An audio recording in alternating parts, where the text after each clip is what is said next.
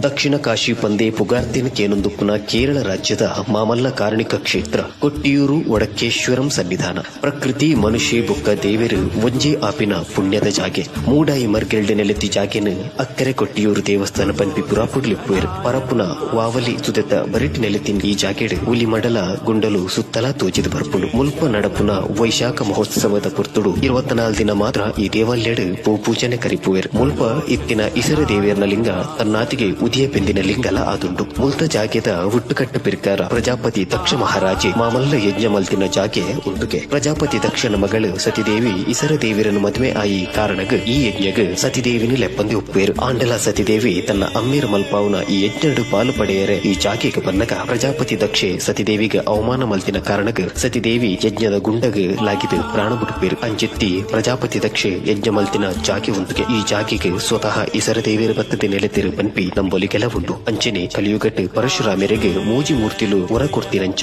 ಈ ಕೊಟ್ಟಿಯೂರು ಕ್ಷೇತ್ರದ ಜಾಗೆಗೆ ಕಲಿನ ಪ್ರವೇಶಲ ಇಚ್ಚಿಗೆ ಬಂದು ಕತೆಟ್ಟು ನಂಗೆ ತೆರೆದು ಬರ್ಪುಡು.